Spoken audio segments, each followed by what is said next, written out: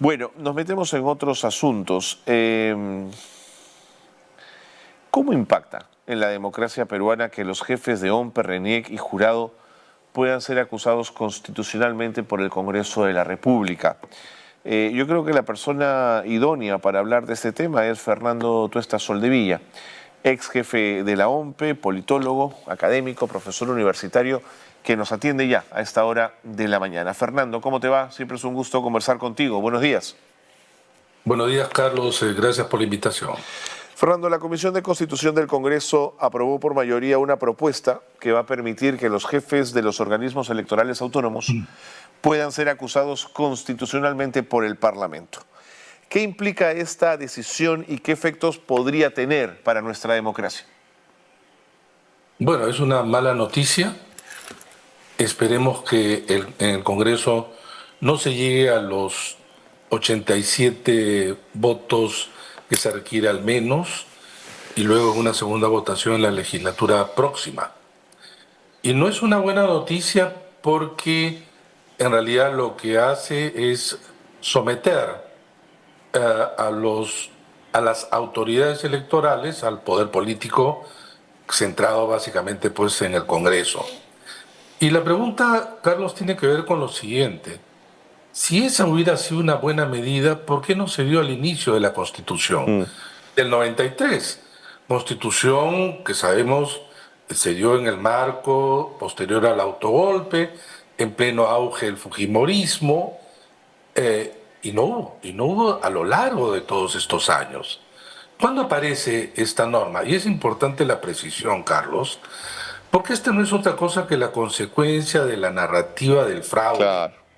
del fraude del 2021, que se ha demostrado ya de manera tan contundente, reiterativa, que no lo hubo, pero que los grupos políticos, sobre todo los que se sintieron perdedores, desataron una campaña nunca antes vista, apoyada por algunos pocos pero radicales y propagandistas medios de comunicación, que efectivamente han creado una franja de la opinión pública, o está asumido parte de esa narrativa, ¿no? Y entonces ahora de lo que se trata es, al lado de una visión cortoplacista, inmediata y hasta vengativa, tratar de someter a las autoridades electorales para hacer pasibles ellas de juicio político. Claro. Lo que es importante que tenga en cuenta la ciudadanía es la siguiente. Si es que por alguna eventualidad un grupo, una bancada parlamentaria, un grupo de parlamentarios decide, por ejemplo, que alguna decisión que lleve adelante en términos de sus funciones el jefe de la OMPE o de RENIEC o el Pleno del Jurado Nacional de Elecciones simplemente presenta una solicitud de juicio político, logra los votos y podrían simplemente destituirlos. Sí. Y tú sabes que en el Congreso último, sobre todo, lo que importa son conseguir los votos. Los argumentos simplemente lo llenan, ¿no? Y entonces, ¿qué consecuencias tiene esto? Que eso es lo que tú has dicho, los organismos constitucionalmente autónomos pierden esa calidad, ya no tienen Claro. la autonomía delante de los poderes políticos. Y entonces es como que los jugadores en realidad someten al árbitro y los organismos electorales en cabeza de sus autoridades estarían actuando pues como una espada de Damocles, ¿no? Porque se les puede juzgar en Claro. cualquier momento. Claro. Ahora, Fernando, intento ponerme en los zapatos del legislador y quería preguntarte qué beneficio para el sistema democrático, para los procesos electorales puede encontrar el legislador en este cambio normativo, intentando pensar siempre que se actúa de buena fe, por supuesto. Mira, además, teniendo en cuenta que los parlamentarios de este Congreso tienen ahora la puerta abierta a la reelección. Claro. Entonces ellos son parte interesada. Y como parte interesada, pues pueden hacer uso de esa herramienta o estar constantemente presionando, ¿no? Sí, señor. ¿Tú te imaginas pues a las autoridades electorales que en pleno ejercicio de su función sienten la presión, que duda cabe, del Congreso, de los congresistas, eh, y que pueden terminar en su separación e incluso su inhabilitación, ¿no?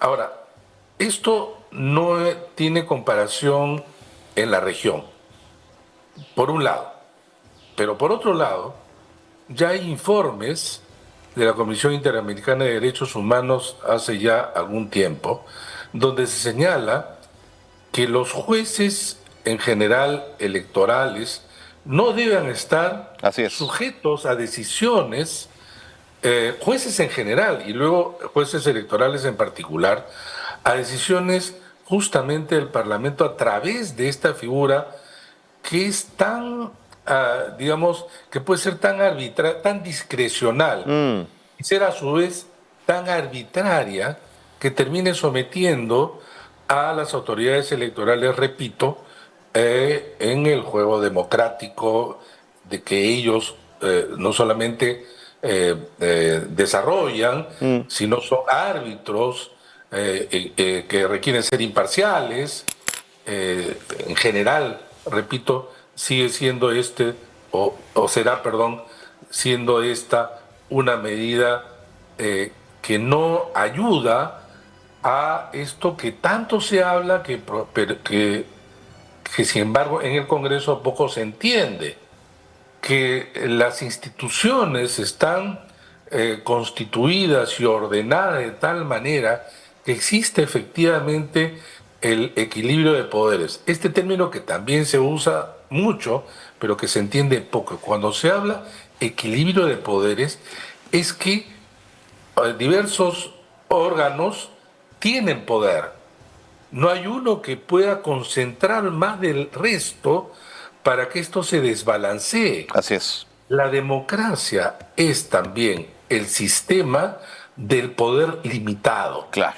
Y hoy el Congreso, a través de sus seguidas y frecuentes medidas, está concentrando de manera directa o indirecta. Y ellos, bajo la idea que son los que controlan a través de la función del control político a su vez, en realidad pueden hacer lo que quieran, Lo que ¿no? quieran. Lo ¿Y que quieran. controlan los controladores? De acuerdo. En este momento nadie. De acuerdo. Ahora, creo que el Congreso, lo pongo a discusión tuya, Fernando, nos ha dado por lo menos dos ejemplos de este tipo de arbitrariedades. El caso de Zoraida Ábalos, por una interpretación jurídica de la investigación a un presidente de la República, se le aplicó el control político y se le sancionó con inhabilitación. En este momento, el segundo caso, y lo pongo también sobre la mesa ya para tu comentario, Fernando, es que la acción del fiscal Villena de investigar a la presidenta Boluarte ha significado que 10 congresistas acusan constitucionalmente al fiscal Villena, fiscal interino en este momento. Entonces, es una evidencia de un control político que muestra un poder desmedido, Fernando. Total. Por eso decía que ya hay pronunciamientos en relación a que los países ajusten sus normas para que los jueces en general y los jueces electorales en particular, Claro, en general claro. todos que administran justicia no pueden estar sujetos justamente al poder político constituido en el Parlamento. Porque si no sucede eso lo que tú dices, sea un fiscal, un juez, Claro. en este caso, autoridad electoral, no les gusta o va contra sus intereses o contra sus pretensiones y en algún momento pueden conseguir los votos en el Congreso, porque el Congreso, tú sabes, no es que necesariamente todos confluyan en un objetivo en relación, digamos, a una ley común, sino que forma parte de negociaciones, ¿no? Así es. Tú me apoyas en este punto, así es. yo te apoyo en el otro, tú me das esto, yo te doy lo otro, es parte, claro, algunos dirán de las negociaciones, pero esto es una negociación que lleva, por supuesto, a una situación negativa, y yo diría hasta perversa, en el ordenamiento institucional del país. Nuestro país, porque tú has usado justamente el término, ¿cómo afecta a la democracia? Nuestra democracia ya es una democracia cuestionada. Sí, Cuestionada, entre otras razones, por la labor del Parlamento. sin duda. Por eso se habla de una democracia híbrida, ¿no? Algunos no lo consideran ya democracia. Yo creo que es una democracia que aún se resiste, porque todavía hay ámbitos de las instituciones que desarrollan su función de manera autónoma. La Junta Nacional de Justicia, los organismos electorales, de alguna manera la Contraloría General de la República, son todavía instancias Claro. en donde se manejan, claro, el Ministerio Público, el Poder Judicial, digamos, con autonomía, aun cuando no dejar de sentir el acecho del Congreso, repito, el poder político. Y cuando digo el poder político, lo centro en el Parlamento, porque resulta ser que a nivel del Ejecutivo eso no sucede, y no sucede por una sencilla razón, porque el Ejecutivo, en cabeza de la presidenta Diana Boluarte, es un poder disminuido. Sin duda. Ella es una presidenta que tiene el cargo prestado. Sin duda. Y lo tiene porque depende absolutamente del Congreso. Es verdad. Ella no va Es a verdad. hacer, no hace nada, ni hará nada en contra de aquellos intereses duros, digamos, del Congreso. De acuerdo. Ahora, Fernando, hay algunos despistados que andan diciendo, es que también los jefes del sistema electoral necesitan tener controles, pero están sometidos a controles. Lo que pasa es que no son controles políticos. Quizás, Fernando, tú nos puedes explicar cómo cómo institucionalmente se puede sacar a un jefe de la OMPE o a un jefe de RENIEC. Cosa que además no han operado ellos en el camino que corresponde según la Constitución. Los jefes de OMPE y RENIEC son elegidos, pero también pueden ser removidos Así por la es. Junta Nacional de Justicia. Así es, ese es mi punto. Y entonces, ¿por qué, si hubo tantos elementos que para ellos son contundentes, no oficiaron a través de la Junta Nacional de Justicia, digamos, una denuncia Claro. contra los jueces, perdón, contra las autoridades electorales? Por el supuesto fraude, Y no lo hacen porque, digamos, en términos de sus funciones y además del desempeño, no hubo fraude. Sí, pues. La comisión Montoya termina, la conclusión principal es, esta comisión recomienda investigar. Imagínate, la comisión que investiga dice que hay que investigar. Sí, no claro. nada, no pudieron demostrar nada. Claro. Ahora, te quiero contar otra cosa, Fernando. Ayer estuvimos conversando aquí en el programa con Víctor Andrés García Belaúnde, que tiene una experiencia congresal, y hablamos de este tema. Y él se mostró en principio a favor de la norma, cosa que a mí me sorprendió. ¿Cuál era su argumento? Que le daría a las cabezas del sistema electoral la categoría de alta autoridad, y eso le da una fortaleza institucional. No, ese es un juego de palabras. Él es congresista, además está en una posición generalmente al lado de lo que ahora se dicta en el Congreso. A lo largo de estos años, después del Congreso que se disolvió, él está en una posición, al igual que algunos otros congresistas. Pero eso no es cierto, no es que lo eleva, ni mucho menos. Y además hay que aclarar, Carlos, lo siguiente. Cuando se dice que el Tribunal Constitucional recomendó que se proceda a la figura del juicio político de parte del Congreso, ¿no? Y en realidad lo que dice el Tribunal Constitucional, sobre todo en el 2012, una sentencia bastante bien argumentada, era que ellos deben ser sujetos del antejuicio político. Claro. ¿No? Del antejuicio político, que no es otra cosa que levantarle el fuero para que puedan ser, digamos, en el ámbito penal, ser procesados, ¿no? Pero nada más, ¿no? Pero no comparto, por supuesto, las opiniones del congresista García Belaúnde, ¿no? Fernando, te llevo a otros terrenos antes que el tiempo me gane. Son más de 40 partidos políticos los que irán a las elecciones del 2026, si es que no se producen alianzas o acercamientos entre las posiciones políticas. Es una locura ir a elecciones del 2026 en este estado de cosas, pero también pienso que hacer cambios legislativos a estas alturas podría entenderse como una alteración del propio proceso electoral, una suerte de juego no limpio del propio proceso. Pero ¿cuál es entonces la salida, Fernando? ¿Cómo poder llegar a ese 2026 en mejores condiciones? Muy difícil con este Congreso porque lo que ha hecho es ya cambiar varias normas que apuntaban justamente a mejorar las elecciones del 2026, entre ellas las PASO, las primarias. Las primarias tenían varios efectos: coadyuvar, apoyar a una mayor participación, una mayor competencia interna al interior de los partidos, legitimidad, pero también un efecto reductor del número de partidos. Así es.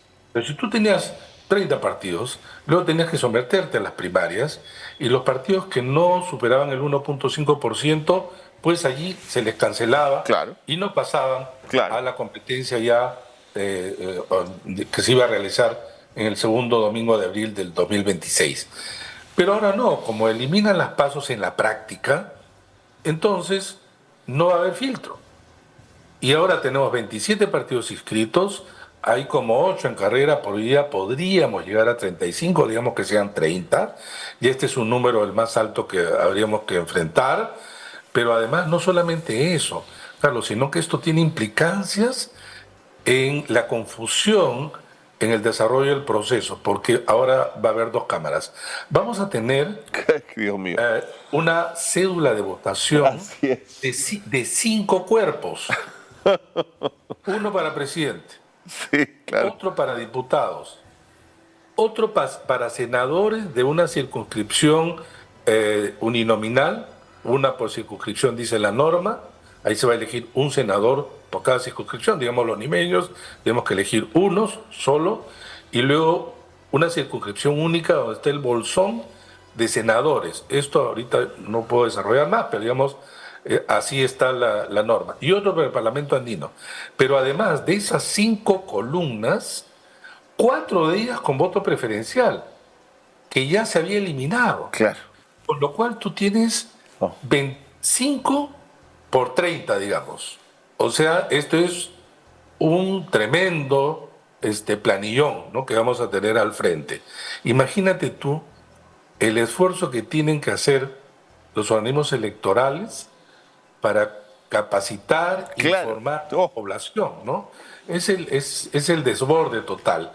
Entonces, el Congreso no está dando pasos hacia adelante y la mejora, está dando pasos en función de lo que le interesa. Los efectos no le importan. En ninguno de los informes, en ninguno de los sustentos, habla de qué manera esto beneficiaría de manera, digamos, positiva las elecciones del 2026. Son pura retórica. Allí te estoy colocando un ejemplo de cómo sí afecta negativamente, ¿no? Y esto con las leyes anteriores no iba a tener, obviamente, el mismo resultado. Fernando, una pregunta más política detrás de todo esto. ¿Crees que estos años de Congreso, de esta gestión congresal, esta embestida de algunos sectores en el Congreso por estos cambios, me dice, bueno, hemos perdido momentáneamente la comunicación con Fernando, es que a mí siempre me genera la curiosidad de si todos estos cambios tienen que ver con el desorden propio del Congreso, donde cada congresista presenta un poco siguiendo su propio instinto y su propia visión política un proyecto, y en la medida en que son proyectos individuales no tienen nivel de articulación, y entonces es un tema de desorden de la hermenéutica legislativa, o si por el contrario se trata de una mente organizada, pensante, que está detrás de todos estos cambios. Esa es un poco la duda que se genera. Si es lo segundo... Fernando, gracias por volver. Solamente una última pregunta. Compartía con los televidentes mi duda. Todos estos cambios que hemos visto en este periodo congresal, podría responder, lo pongo en condicional, a proyectos de ley de diferentes congresistas con intereses o intuiciones políticas diferentes que han intentado hacer determinados cambios, y se ha producido una suerte de desorden que ahora habrá que ordenar o reordenar? ¿O por el contrario, sientes tú que detrás hay una cabeza pensante que ha articulado todo esto que hemos visto para hacer todo más farragoso y de alguna manera ganar a río revuelto? No, difícil esta idea que siempre aparece quizá como la primera respuesta de que hay una mente inteligente que está detrás organizando todo. No, es una confluencia de intereses, es una confluencia de intereses. Hay que tomar en cuenta que en el Parlamento hay 14 grupos Sí, parlamentarios. claro. 14 grupos parlamentarios. Y todos son chicos. El más grande tiene 22, que es Fuerza Popular. Mm. De 130, eso no es ni el 20%. Entonces, y todos son chicos, tienen algunos 5, 6, 8, etcétera. Todos tienen lo que diría Sartori, digamos, este politólogo, capacidad de negociación. Mm. Y entonces ahí se van entretejiendo acuerdos, negociaciones, en algunos casos no pasan algunos que quisiera el Congreso, la mayoría, porque no consiguen los 87 votos o los 66 votos, pero claro, sí tiene una inclinación, ¿no? Mm. La inclinación, en general, el núcleo básico central tiene una inclinación de, obviamente, obrar en favor de intereses que es de dos maneras: intereses partidarios Mm. e intereses individuales de congresistas, y yo diría hasta tres: intereses que trascienden las bancadas, que atraviesan las bancadas, Ok. intereses personales, generalmente mercantilistas y en algunos casos mafiosos. Esto lleva, de todas maneras, sus decisiones a no solamente un desorden legislativo, Mm. sino, peor aún, erosionar en su conjunto el edificio institucional democrático del país. No les interesa, Carlos, no les interesa, pero además no conocen, no asumen eh, un, eh, un desempeño democrático que todos esperan de los congresistas. No lo hacen. Además, a eso hay que agregar la baja calidad de los congresistas. Esa baja calidad hace que, para empezar, que confundan cosas. En algunos casos, digamos, ya de una perspectiva más benévola, por ignorancia. Por ignorancia. Eso es lo que tú encuentras. La calidad es tremendamente baja. Algunos congresistas, estoy seguro, están haciendo cosas que ellos creen que está bien, Sí. ¿no? Y su pésima, no pésima, su baja experiencia, porque este Congreso es el Congreso de la no reelección, es el Congreso de los que muchos en realidad quieren su primera experiencia y saben que quiere, hasta hace poco cuando no había reelección, sacarle todo el provecho de esta estancia muy beneficiosa de 5 años en el Parlamento. Correcto. Fernando, 30 segundos finales. Mi preocupación respecto a las elecciones del 2026, fíjate que no es tanto Antauro Humala con esta narrativa que están construyendo de este monstruito que va a ganar las elecciones y entonces la democracia está en crisis. Pero sí me preocupa que quien llegue a una segunda vuelta tenga poca capacidad de gestión, sea un mal gestor del Estado, como de alguna manera lo fue Castillo. ¿Qué va a pasar? ¿Vamos a volvernos a encontrar con la dinámica del fraude? ¿Vamos a volver a tener a los bufetes de abogados más importantes del país recorriendo el país buscando errores en las actas? Es decir, ¿vamos a entrar otra vez en este tropel, Fernando? Mira, lamentablemente hay un porcentaje alto de encontrarnos con ese panorama. En primer lugar, porque hay esta cantidad enorme de partidos inscritos y que van a postular sin filtro. Vamos a tener entonces quizá un parlamento más fraccionado, un presidente que gana, o dos candidatos que pasan a segunda vuelta Con muy con poco. porcentajes bajos. Así es. Y claro, alguien siempre tiene que ganar. Claro. Que probablemente también se constituya un presidente que no tiene una mayoría sostenida, importante en el Congreso, y por lo tanto, dependiendo más o menos de las posiciones, se pueden ir construyendo oposiciones obstruccionistas. Claro, esto ya en un diseño bicameral, en donde el Senado, ya hemos conversado, tiene un superpoder, ¿no? No hay, por el lado del Congreso, los elementos que te permitan decir que están encaminándonos hacia un panorama mejor para el 2026, porque ellos están interesados en su postulación en los términos que les favorece, ¿no? Entonces, y esto, hay una segunda parte que debe completar, y con esto para cerrar, termino. La opinión pública, la ciudadanía, tiene un papel que jugar. Y el papel que tiene que jugar en el 2026, si no hay adelanto elecciones, es llegar con conocimiento e información para tomar una mejor decisión. Y eso se logra estando atento a los temas públicos. Cuando la gente dice, yo ya no quiero ver ni noticieros, a mí no me interesa la política, lo que está haciendo es convertirse en una persona vulnerable a la desinformación. Sin duda. Cuando llega cerca de las elecciones, no sabe quiénes son los candidatos, qué proponen, cómo votar, y son sujetos de los fakes, de la desinformación, y por lo tanto no se convierte pues, en un votante activo, interesado, con posibilidad de tomar una mejor decisión.